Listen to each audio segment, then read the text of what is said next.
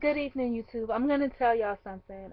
Life is really but a dream, and I'm gonna tell y'all this because I had a dream this morning. It was about work. I didn't record it because I got tired of recording stuff that didn't really make a difference or make any sense, So I stopped recording the stupid stuff, or at least the real trivial, like people were looking for dreams that are prophetic. My dreams were just dreams. Sorry, guys. But, life is really the real dream. I'm going to tell y'all, sometimes I feel like I'm walking in a living dream or walking in a living nightmare. The situation is this. How did I end up? I caught a shuttle back to my shack. And on the way back, the driver was talking, and it was just a long, long, long, long ride.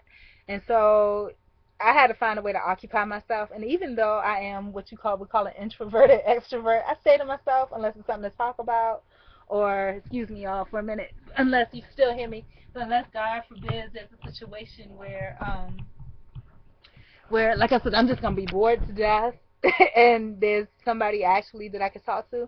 And y'all know I'm a little bit lonely, so if there's a decent person that I think I can talk to, and it's a long, long, long ride, it's I'm gonna make it happen.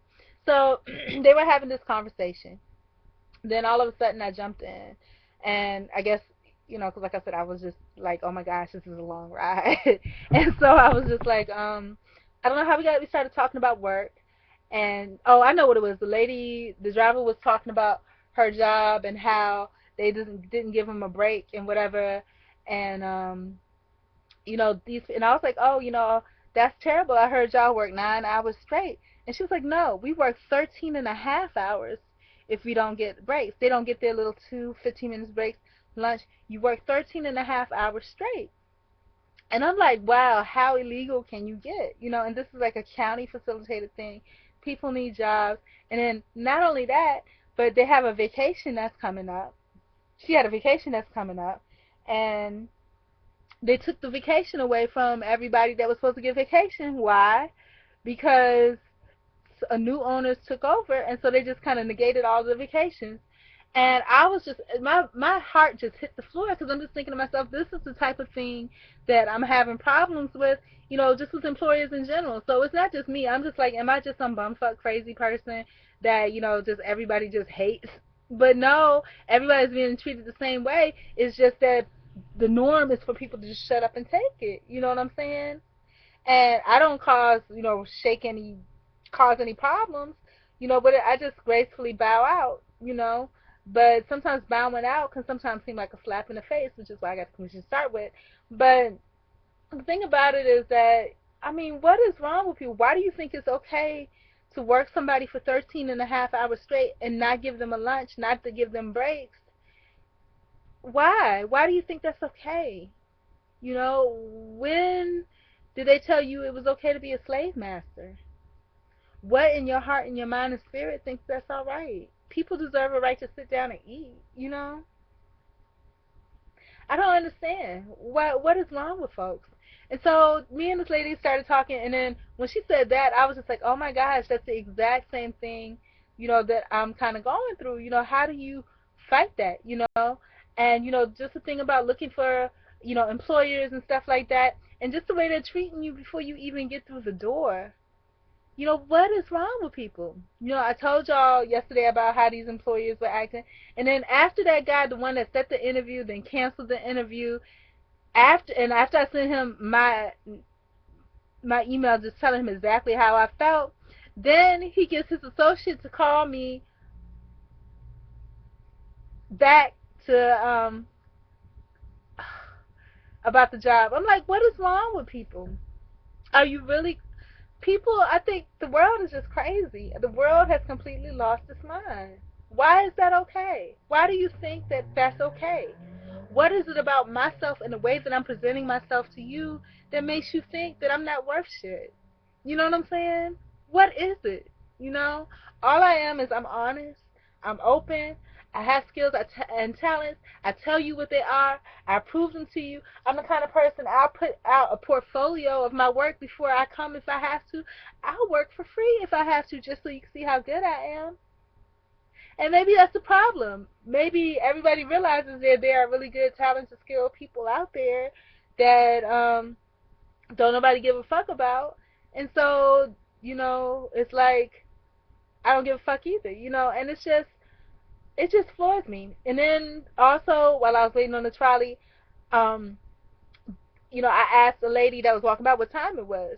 And you can recognize people that are like, in the situations I've been in, like the homeless, and I don't use drugs, but I've been around a lot, that I've seen those, so I could tell something was up. But those people seem to me like the most educated people in the world because they understand, humbleness. They understand the necessity of having the right information. And she said to me, the best customer service that I've gotten in forever from somebody just walking on the street. I asked her what time it was, and she was like, "Oh, you're waiting for the number such and such, aren't you?" And I said, "Yeah." She says, "Well, sometimes they're late. He's probably taking a late lunch, and what I do is I usually watch that corner right there, because then when he turns that corner, they're coming." I was like, wow, you know. All I did was ask her for the time, and she knew exactly what I needed and gave it to me. She gave me the time too, but I'm just like, wow, wow. I could go into a place of business and not get half that much respect.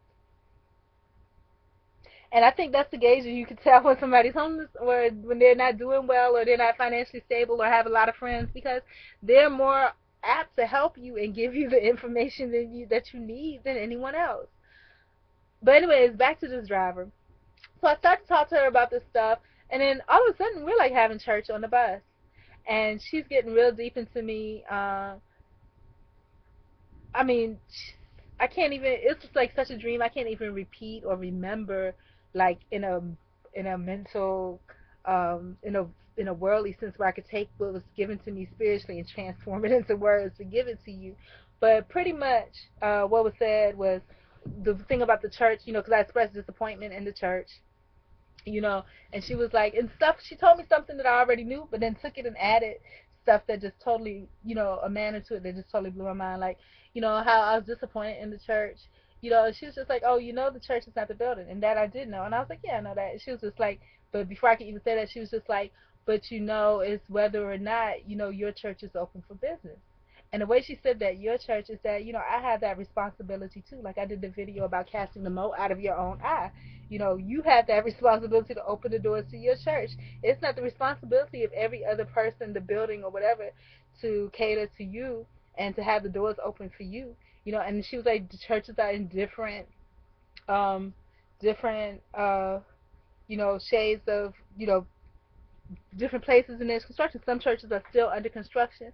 Some churches are open for business, and then some churches are closed to further notice. And so when I looked at it that way, because I was going to these places like, oh, they, are, I'm supposed to be going there to get something. But the thing is that God gave me a church right here, And when I thought about it that way, dog, it must be very disappointing because I'm never open for business. When have I been on the street and just been like, somebody talked to me that I wasn't really into and just been like, yes, whatever you want. You can speak to me and tell me whatever you need. And if you want to throw in some words that are offensive, I won't get offended. I'll listen because I'll see past that fault and see the need.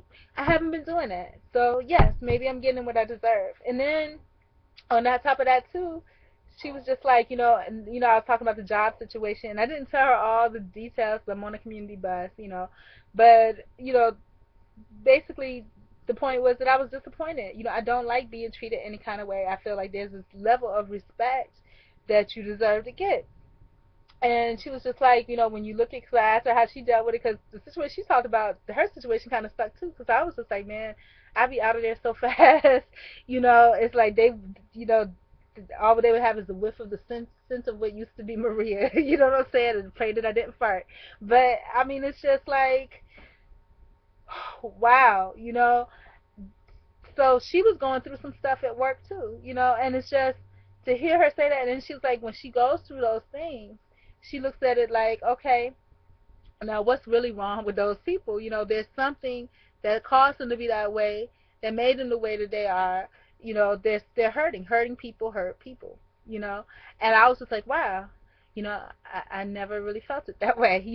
And I may have heard a variation of it, but I felt it when she told me that. And then I was saying how sometimes Like she was saying how she would get really, really sick if she did something wrong. And that means that you're close to God. Because I used to be like that too. Like if I did something wrong, or not wrong, but even if it was like something where, somebody asked me a question and I told them something, but I was lazy, so I didn't feel like telling the whole story, so they didn't know everything. I felt bad because I felt almost like I lied, and so I felt sick. And she was like, she feels gets sick like that too. And when you're close to God, that's how you are. Your spirit does not allow you to do wrong things, because when you do wrong, it hurts you worse than it would ever hurt anyone else. And so I guess I have gotten farther away from God because I don't get as sick as much. I just close myself down. And it was just so much that we talked about. So that hour bus ride, which I was dreading because I was like, oh my gosh, it's gonna be. And she's like, no, it's an hour and 15 minutes. So I was like, oh my gosh. But I mean, it was just so much. And what else did I learn from her? Um, that sometimes is a problem. You're so poor me, but the thing is, poor them. It's something that they went through that caused them to behave this way, and you got to be bigger than that and show them love in spite of. you know so when I'm looking at these employers, I got to look at it that way too. And now talking about casting the mote out of the eye, because I was all mad at that, thinking in my head, that one employer, like, oh my gosh, you know what I'm saying, he can't calling me sounding like he's just drawing out of bed, even though I'm speaking from bed like I am now. I try to at least have some pep in my voice. You know what I'm saying? Especially if I'm calling somebody about a job. And then I was like, listen to my thing, and I was like, oh, it must be horrendous for him to listen to, my, call my supposed phone and listen to my lack of voice greeting, no professional greeting, and it's just he's going into my voicemail, and so I was hard on myself about that. But then when I called this dude back, the same thing with his. He had his thing without even a company greeting, and you're a company. So it goes both ways. But sometimes you have to step up to the plate and be better. And I was doing the readings the other day. They were too long, so I didn't get a chance to upload them. But one of the readings was saying just that, how I drew the Fool card, or something that was the Osho Zen Tarot's version of the Fool card. And basically it was saying, okay, so you're naive, you're a fool. You just go out and it's your heart that's so big, and you keep getting stepped on and walked on. But they was just like, keep doing what you're doing. Just start all over again and keep being as naive as you are, because God has a purpose for that. So, and it didn't say it like that. It said it a lot more eloquently. Maybe I'll find it. And I can't believe I've already taught 13 minutes. But she taught me, and there's so many other lessons she taught me. Um, Basically about you knowing who you are. The thoughts that you have in your mind. Like I might be in a grocery store looking at a grocery list. I'm getting eggs, bacon, grits, whatever. Then all of a sudden the thought comes to my mind. She looked at me funny. And she's saying, you know, God's, there are many voices out there, all of them in God. There's your voice, there's the voice of angels, whether they be good angels or bad angels, and there's the voice of God. And so when your voice is you saying, I need eggs, grits, whatever, whatever, and you're not even thinking about anybody else. And then when you get that thought that, she looking at me funny like that for it, that's the voice of the devil that's trying to plant a seed, because your thoughts are your soul. She was that woman. Who we was deep, and there was another woman that chimed in too, but it was just such the bus. She had to get off the bus, and then the other woman wanted to say something. It was just crazy. The anointing was just punching me, spiritually from every direction. It was just wild. It was just so much. If I could have recorded that conversation, y'all would be set on fire. I tell y'all, spiritually set on fire. So, the message that I got from them was basically, I need to be close. Oh, the other lady was talking about a book called, The Skin That You're In, and she was like, she do what she got to do because she got her kids. I guess the bus driver kind of knew where I was gonna go with that. Like, I don't have any kids, so I think it's the kids that maybe tie her down. And she was like, she's disappointed that, she has a degree. She doesn't have a job that has anything to do with her degree, but she has to feed her children. So they both have real good points they were trying to give to me. I wish I could have had an hour-long church session with them. I wish, that bus ride that I was dreading, that was like a 45 an hour, 15 minutes long, you know, and I was dreading it at first. Boy, I wish it could have been 2 hours long, because I was getting so much. I tell y'all, God comes in different forms, and then she was trying to tell me that, we live in a spiritual world, and your thoughts are spiritual, and so sometimes the voices, and I was telling her, don't talk about that, because I don't hear her voices, and she was just, but when I hope she wasn't meaning literally, because I don't want to hear anything like that. But, but anyways, my time is up, 3 seconds up, but that was deep, yeah, bye.